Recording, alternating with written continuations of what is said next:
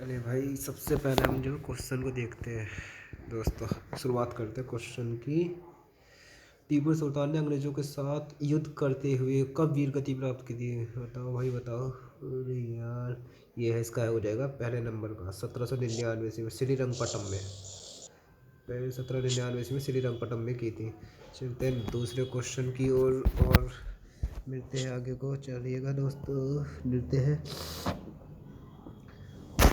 बुद्ध में वैराग्य की भावना किन चार दृश्यों को देखकर बनी थी? बताओ भाई, किन चार दृश्यों को देखकर बनी थी? ऑप्शन लगा देंगे। ए, इसका ऑप्शन हो जाएगा ए, बूढ़ा, रोगी, मृतक, सन्यासी।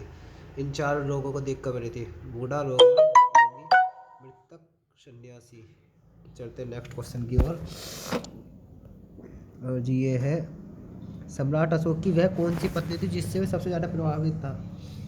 अरे भाई बताओ बताओ बताओ। चलते हैं, इसका है कारुबाकी। ऑप्शन डी, आई मीन, अरे वैसे ऑप्शन डी है, गलती हो गई यार। ऑप्शन डी, फोर्थ नंबर का। चलते हैं आगे को। निम्नलिखित में से सबसे प्राचीन राजवंश कौन सा है? मौर्य वंश, गुप्त वंश, कुषाण वंश, कर्ण वंश। सबसे प्राचीन राजवंश है मौर्य वंश। सबसे पहले मौर्य आए, उसके बाद गुप्त आए।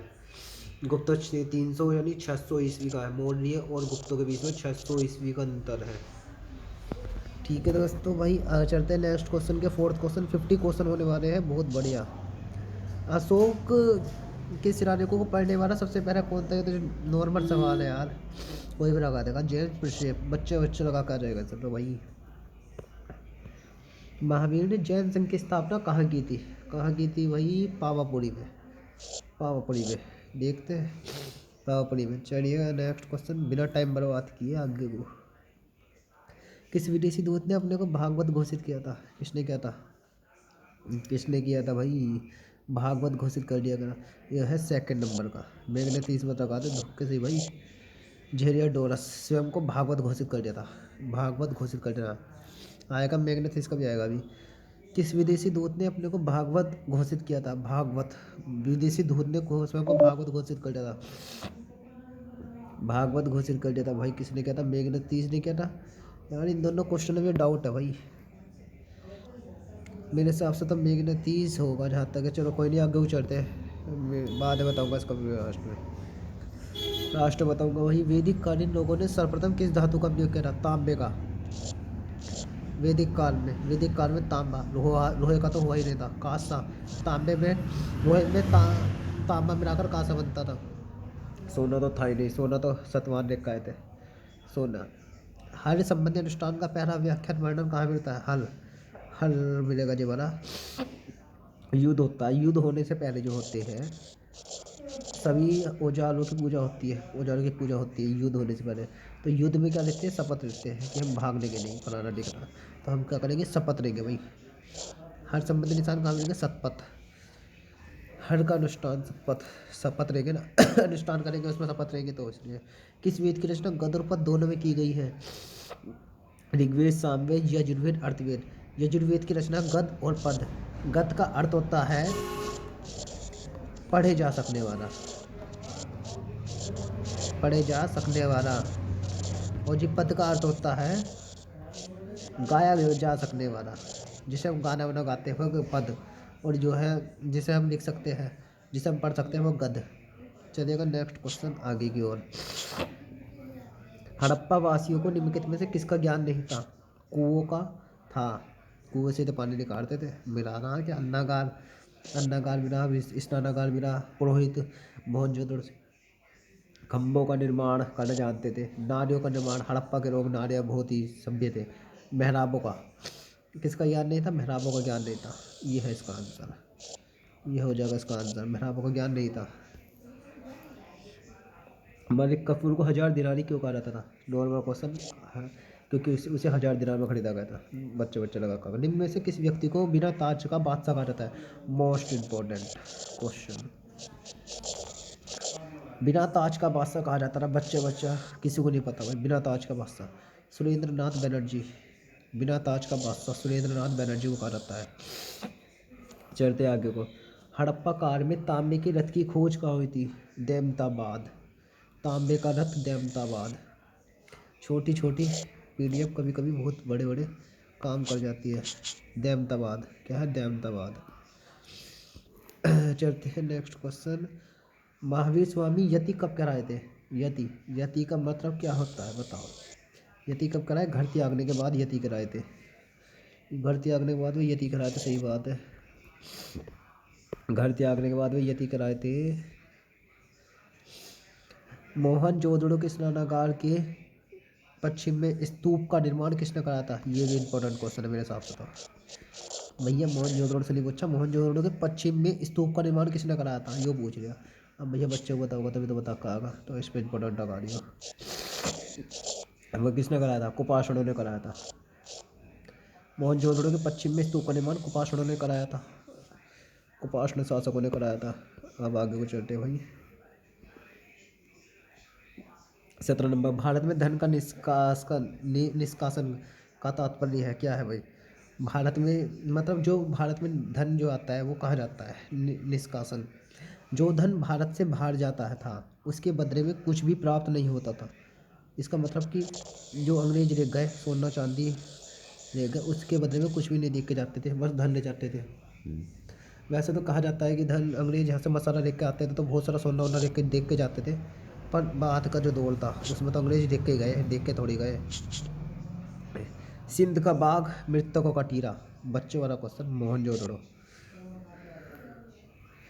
कांग्रेस की स्थापना ब्रिटिश सरकार की पूर्व निश्चित गुप्त योजना के अनुसार की गई थी।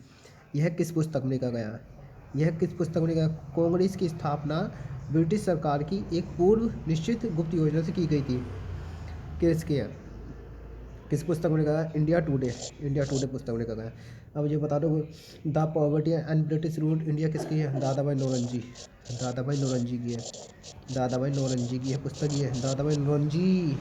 याद रखने वाला, the poverty and British rule India. ऐसा कौन सा प्रथम सूफी साधक था जिसने अपने आप को अनरक घोषित किया था? अनरक। मंसूर हज्जाज। मंसूर हज्जाज अपने आप को अनरक यानी ईश्वर का प्रतिनिधित्व कहा था। अनरक अपने आप को अनरक घोषित किया, ईश्वर का प्रतिनिधि स्वयं को बताने बैठ गया ना। मंसूर हज्जाज। हिंदुस्तान तलवार के जोर पर जीता गया है। हिंदुस्तान तलवार के जोर पर जीता गया था, यह कथन किसका था बताओ भाई? हिंदुस्तान तलवार के जोर पर जीता गया था, एल्गिन। इसमें अगर बाल गंगाधर तिलक है मिल जाए, अगर एल्गिन न मिले तो वो भी लगा देना। हिंदुस्तान तलवार के जोर पर जीता गया था, यह कथन किसका है? Lord Elgin. एल्गिन लगा देना भाई यहाँ बीच के। चलते आगे को। विष्णु के 10 अवतारों की जानकारी का स्रोत निम्न में से किस पुराण में मिलता है? भागवत पुराण, मत्स्य पुराण, विष्णु पुराण, मार्कंडेय पुराण। किसमें? मत्स्य पुराण में। मत्स्य पुराण संबंधित किससे है? मत्स्य पुराण सतवाहन वंश से संबंधित है। सतवाहन वंश से, सतवाहन वंश से पुराण से संबंधित है। विष्णु पुराण किससे? मौर्य वंश से संबंधित है। याद रखने वाला क्वेश्चन है। किस विदेशी यात्री ने कृष्णा को हेरक्लिस कहा है? कौन सा था? हेरक्लिस का है। किसने कहा है? कृष्णा जी भगवान को हमारे हेरक्लिस का है। हेराक्लिस का है, मैग्नेटिस ने कहा है कृष्ण भगवान को हेराक्लिस का है। आगरा तथा फतेहपुर सीकरी दोनों ही लंदन से बड़े हैं। क्यों? उनका क्या था मतलब उसका मत था कि आगरा और फतेहपुर सीकरी दोनों लंदन से बड़े हैं। लंदन बहुत छोटा था ना, तो यो कहा था रॉल्फ फिंच ने। अब भैया मैग्नेटिस इंडिका हिंसांग बाहर का था, पर कहा था रॉल्फ फिंच ने। चलते भाई आगे को। बौद्ध धर्म की शाखा कौन सी है? हीनयान, महायान। बौद्ध धर्म हीनयान, महायान, वज्रयान। बौद्ध धर्म की शाखा है वज्रयान शाखा से। वज्रयान शाखा से बौद्ध धर्म वज्रयान शाखा से है। किस शाखा का है? वज्रयान शाखा का। प्रसिद्ध विजय विठ्ठल मंदिर जिसके तक्षशिला स्तंभ संगीत में है, कहाँ से है? कहाँ पे है? हम्पी। हम्पी कर्नाटका। प्रसिद्ध विठ्ठलनाथ स्वामी मंदिर। सीधा ऑप्शन करने वाला यार। वैसे एक टेस्ट सीरीज चल रही है और मैं आपको याद नहीं कराने आया, यहाँ पे मैं टेस्ट सीरीज लेकर आया हूँ एक तरह से। मौर्यकालीन भारत में भूमि कर जो कि राज्य की आय का मुख्य स्रोत था, किस अधिकारी एकत्रित किया जाता है? किस अधिकारी के द्वारा एकत्रित किया जाता है मौर्यकाल में? भैया सीता बोलते हैं जमीन को। सीता बोलते जमीन को, और अध्यक्ष बोलते हैं जो उसका वो होता था, अध्यक्ष होता था, तो उसे बोलते हैं सीता अध्यक्ष। सीता जमीन को मतलब अब यहाँ पे उन्होंने बोला ना, मौर्य काल में भूमि कर जो कि राज्य की आय का मुख्य स्रोत था, किस अधिकारी द्वारा दिया जाता है? सीता अध्यक्ष द्वारा दिया जाता था। चलिएगा नेक्स्ट चलते हैं नेक्स्ट क्वेश्चन की ओर में। क्या बोलते हैं, अष्टदिग्गज निम्न में से किस राज्य के दरबार में रहते थे। अष्टदिग्गज मतलब 8 प्रधान रहते थे, किसके राज्य, कृष्णा देव राय का टाइम पीरियड में रहते थे। आंसर बी है आंसर, रुक जगह। जिसके रोज तो अगर 50 में से 45 सही गए वो अपने आप को सेफ समझिए भाई। जैन साहित्य को निम्नलिखित में से किस नाम से जब जाना जाता था। जैन साहित्य आगम, आगम कहते थे जैन साहित्य को, आगम। बताओ किस किस के सही जा रहे हैं आप, अगर क्लास अच्छी लगा तो कमेंट मार करिए भाई। 29वीं सदी के महासभा पारसी समाज सुधारक कौन थे। कौन थे, ये भी नहीं थे, जमशेद जी नहीं थे, रुस्तम बहराम जी नहीं थे, नवलजी टाटा नहीं थे। कौन थे, बहराम जी एम मल्लाबारी, मल्लाबारी। ठीक है, ये थे। डी आंसर वहाँ सही हो जाएगा उसका। निम्नलिखित में से कौन सा शासक पृथ्वीराज चौहान के नाम से प्रसिद्ध था। कौन, पृथ्वीराज चौहान के नाम से, भाई पढ़ाना इतिहास, बताओ कौन था। इसका है जो पृथ्वीराज तृतीय है, पृथ्वीराज चौहान के नाम से प्रसिद्ध था पृथ्वीराज तृतीय। चाहे तुम गूगल जाकर सर्च कर लो भाई, अगर गलत लग गया तो। चित्तौड़ की कीर्ति स्तंभ का निर्माण किसने करवाया था। बताओ किसने कराया था, बताओ। राणा कुंभा ने कराया था। चित्तौड़ के कीर्ति स्तंभ का निर्माण राणा कुंभा ने कराया था। भाई 45 क्वेश्चन वाला बिल्कुल सेव है, और अपनी बस प्रैक्टिस जोरों शोरों से कर दो, सरकारी नौकरी करिए। निम्नलिखित में से कौन सा सही सम्मिलित नहीं है। बाबर ने खान पानी पी के खाना खाया, रणधीर का घाघरा बना बाबर के। हुमायूं चौसा का युद्ध, अकबर हरदी घाटे का सही है। जहांगीर बल खा, ये नहीं था भाई। डी आंसर हमारा गलत हो जाएगा। निम्नलिखित संगठनों में से किसने शुद्धि आंदोलन शुरू किया था। शुद्धि आंदोलन, शुद्ध कौन होते थे, शुद्ध बिल्कुल शुद्ध शुद्ध, ऐसे ऐसे याद करो। शुद्ध कौन होते थे, शुद्ध होते थे ये हमारे आर्य, शुद्ध होते थे आर्य। इंडिया डिवाइडेड नामक पुस्तक के लेखक कौन है। India divided, doctor Rajendra Prasad. India divided, doctor Rajendra Prasad. प्रसिद्ध विद्वान अश्वघोष किसके दरबार में रहते थे। अश्वघोष कनिष्क के दरबार में रहते थे। अश्वघोष कनिष्क के दरबार में रहते थे। आँख बीच के लगाने रहे दोस्तों, चलते जल्दी क्वेश्चन करता हूँ। क्या ज़्यादा लंबी कुपाषण वंश के वृक्ष का पता चलता है। कौन से, रबाटा कबीले के श्रोता सियारी, कौन से पहले नंबर का, रबाटा कबीले। क्लास बहुत लंबी हो रही भाई, मुझे भी अच्छा नहीं लग रहा कि क्लास ज़्यादा लंबी हो, बच्चों का टाइम बर्बाद ना हो। मिलिंद किसे हिंदी यूनानी राजाओं को कहा जाता था। मिलिंद, मिनांडर, मिनांडर को कहा जाता है। मिलिंद कहा जाता है मिनांडर को। शेरशाह के बाद और अकबर से पहले दिल्ली पर राज करने वाले राजा का नाम क्या था। शेरशाह के बाद और अकबर से पहले दिल्ली पर राज करने वाला कौन था। हेमू। शेरशाह के तो बाद और अकबर से पहले दिल्ली पर राज कर गया था हेमू। अकबर और हेमू का युद्ध हुआ था 1776, इसमें हल्दी घाटी का युद्ध इन दोनों के बीच हुआ था। तो अकबर से तो पहले हुआ था ना। आर्य शब्द का शाब्दिक अर्थ क्या है बताओ। श्रेष्ठ कुलीन, कोई भी लगा देगा, पहले चैप्टर का ये है। तो प्रसिद्ध 10 राजाओं का युद्ध किस नदी के तट पर होता। पुष्करणी नदी के तट पर। पुष्करणी, पुष्करणी नदी का हिंदी में नाम क्या। पुष्करणी, गंगा, ब्रह्मपुत्र, कावेरी, सब प्राचीन नदी का नाम है। मौर्यकालीन गुफाओं में सर्वाधिक प्राचीन गुफा कौन सी है। मौर्यकाल, मौर्यकाल देखो तुम जो देख रहे हो, मौर्यकाल लिखा है आपने। मौर्यकाल की गुफा जो है बराबर की गुफा है। बराबर की गुफा सबसे प्राचीन है। निम्न में से किस ग्रंथ में शूद्रों के लिए आर्य शब्द का प्रयोग हुआ है। शूद्रों के लिए आर्य शब्द का प्रयोग किस में हुआ है। शूद्रों के लिए आर्य शब्द का प्रयोग अर्थशास्त्र में हुआ। अर्थशास्त्र, चलिए बताओ। मुद्रा राक्षस किसकी है। विशाखा दत्त, विशाखा दत्त। और पाणिनि के अष्टदाई, ठीक है। व्रत मंजरी किसके 12 मीर की। भूमिदान का प्रथम उल्लेख कब मिला, मतलब किसके टाइम पीरियड मिला, कौन सा टाइम पीरियड था। सतवाहन होते महान, और दे दिनों ने भूमि, तो सतवाहन वंश का टाइम पीरियड में। बस क्वेश्चन खत्म होने वाले हैं। वशिष्ठ पुरमावी ने द्वितीय सदी के मध्य में सतवाहन राज्य की राजधानी किसे बनाया था। वशिष्ठ पुरमावी ने द्वितीय सदी के मध्य में सतवाहन राज्य की राजधानी किसे बनाया था। कैसे बना था, प्रतिष्ठान को बनाया था। चलो आगे चलते दोस्तों, लगा दिया आंसर।